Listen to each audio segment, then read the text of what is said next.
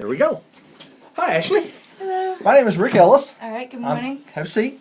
I am Executive Vice President for Great Plains Sleep Specialists, and you are here this morning to apply for the sleep technician position. Is that correct? Yes, sir. Okay. Take 1 minute, tell me about yourself.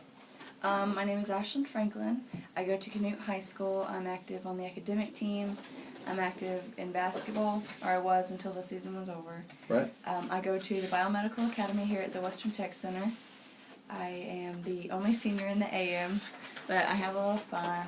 I really like sciences. I'm into sciences. I plan on becoming a pediatrician after I go to OU, but my first 2 years I'm going to Southwestern actually to get my basics, and after that I plan on transferring to OU and maybe getting into medical school is what I'm shooting for. Okay. And becoming a pediatrician, and then moving back to the Oak City Canute area and maybe opening my own practice. Okay. Pediatric practice in and around the Oak City or Canute area. Okay. Wonderful. So you're not looking at staying in sleep medicine for a long time? No, sir. Okay. And that's fine. I had the same impression when I got into sleep medicine. I was just going to be there for a little while, and then I was going to go on to something bigger and better. And that's been 7 years now. And we have our own company. I was a paramedic before that. We truly feel that we are saving more people's lives working in sleep medicine than we were as paramedics, simply because of the dramatic impact that good sleep and good oxygenation has on a person's health. Tell me some of your strengths. Some of my strengths are my personality and how I'm able to interact with people. I would say that I'm a very alert person and that I handle clutch situations in a positive and efficient way. I believe that my personality and the connection that I can make with people helps me to feel a person's needs and help them with what they're struggling through and things like that. That's why I think that applying for this position and my alertness and my ability to have a personal, interaction with somebody. With people, right? Okay, all right. Flip side of the coin. What are some of your weaknesses? Probably some of my weaknesses would be being too trusting in people. Like if we were to do a group assignment, I would be too trusting as to somebody would get their work done, and maybe an emergency would come up and they weren't able to fulfill their assignment in the group. That would probably be one of my weaknesses. Okay. Is this your resume? Yes, sir, it is. Okay. Wonderful. Let me just take a brief look at this. Okay. Did you do this yourself, or did you have someone do it for you? No, sir, I did it myself. Wonderful. Did an excellent job. Thank you. Okay. United Taco Factory. So you're good at working with the public, dealing with all kinds of different personality types. How do you deal with different personality? How do you deal with difficult personality types? Difficult personality types, especially when I worked at United and having people come through the line that, maybe had an item that they didn't want or they thought was for sale, things like that. First of all, my first responsibility in all of those positions that I have there were to make the customer happy and assist the customer in any way that I could and to make their experience better. And that was the first thing, was to respect them and treat them with a smile and do what I could to help them. So, like if somebody were to come up with something and they were agitated that something didn't ring up the right price, I would first explain to my manager what was going on and try to get them the best deal that I could and try to fix the situation. Maybe it had rung up wrong and maybe it was on sale, something like that. I would try to make their... Okay. Appease the public. Exactly. Okay, right. Yes, that's okay.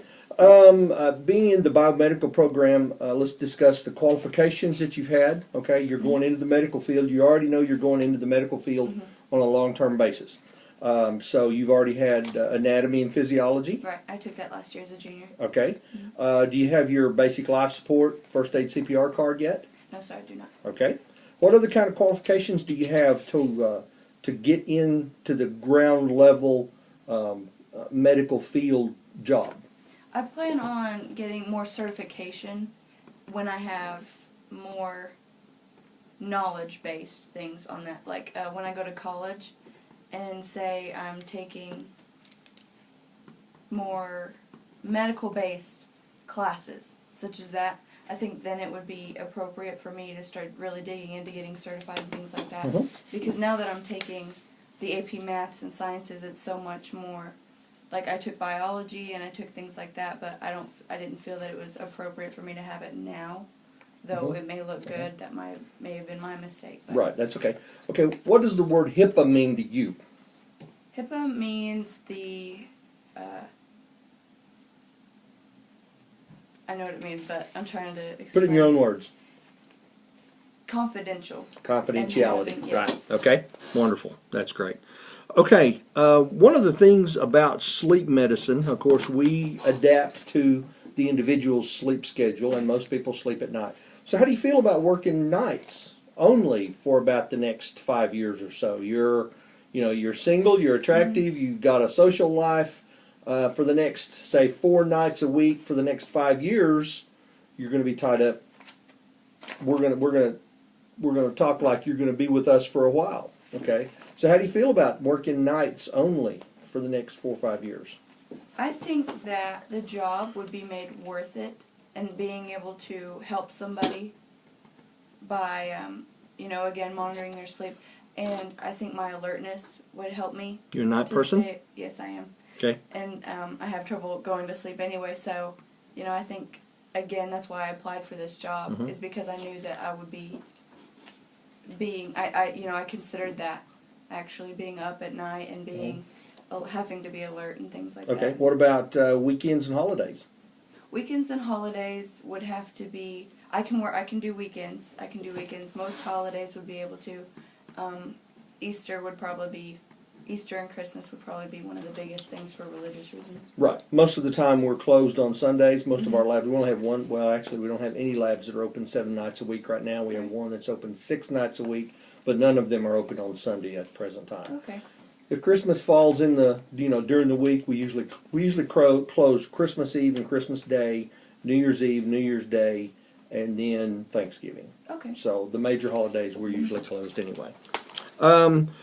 We deal with EKG, oxygen saturation levels, Okay.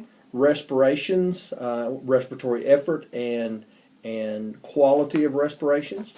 We deal a lot with the brain waves, and we have our own in-house training on that. We'll teach you everything you need to know. Okay. But in dealing with those things, there is the potential for heart attacks, strokes, seizures, some real life-threatening situations. Right. So how do you feel about being confronted with potential life and death situations every night that you work? How I feel is that we are confronted with life and death situations just being out and about.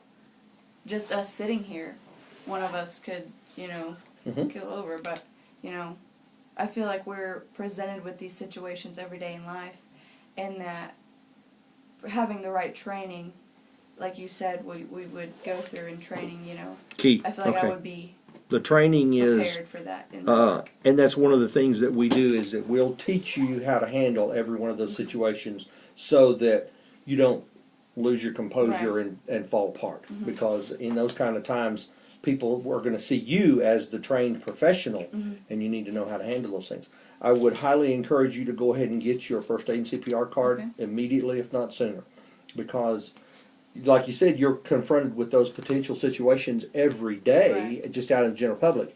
And if you don't know what to do, then you're just like a fish out of water. Right. So I would highly recommend that you go ahead and get that done as soon as possible. Yes, In our business, kind of like it was with you at United especially, it's all about the patient. Patient care. In real estate, they say it's location, location, location. In sleep medicine, it's patient care, patient care, patient care. So you have to be understanding about that. We start our technicians off at $10 an hour. Okay.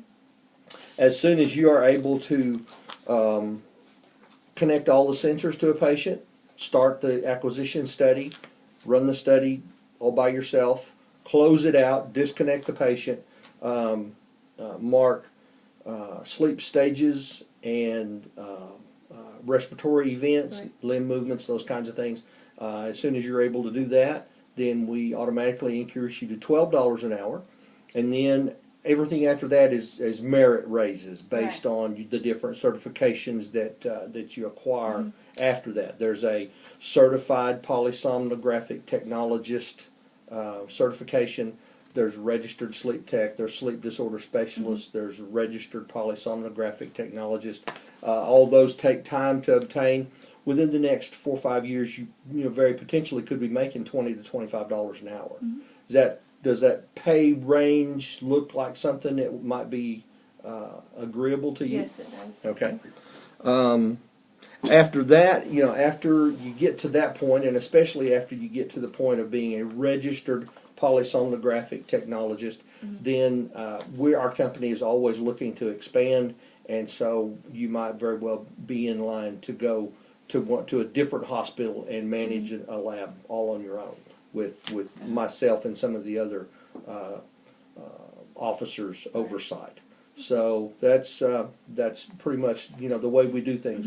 We most of the time we grow our employees and our managers from just off the street, not knowing much, to running their own lab. Right. So how does that fit into your plan? I know Yes, you're sir. planning on going to medical school, Yes, but sir. you're gonna that's 8 years down the road, and you're gonna need something to Exactly. do between now and then. So, okay. Anything else that you'd like to add? Those certifications you were talking about, do I get those with the program, or do I have to go to a special schooling, or is No, it training with you we'll guys? teach you everything you need to know from the time that you become our employee. You'll go through an orientation for the hospital that you're going to be located at. You'll go through our own employee orientation, and then we'll teach you everything you need to know from then on. Okay. Okay? Anything else you'd like to add? Any questions that you have? What other kind of leadership-based skills can I achieve at this job?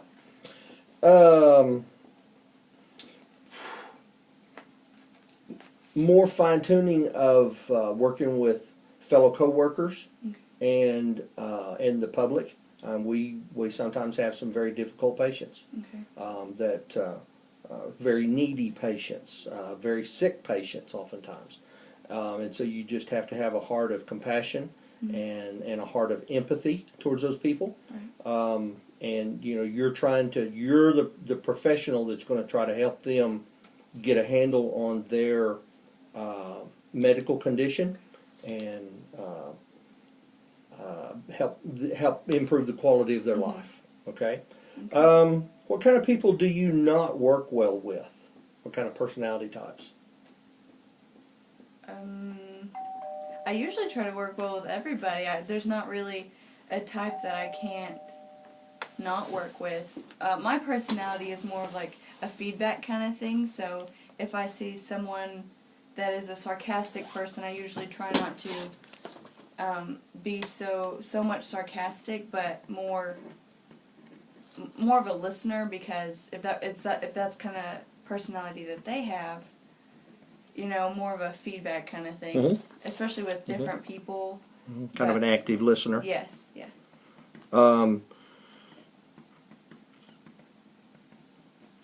You look to have some pretty good written and communication skills. I would just say keep working on those. You're doing a good job, and we will evaluate your application and let you know. Thank okay? you. Thank you very much.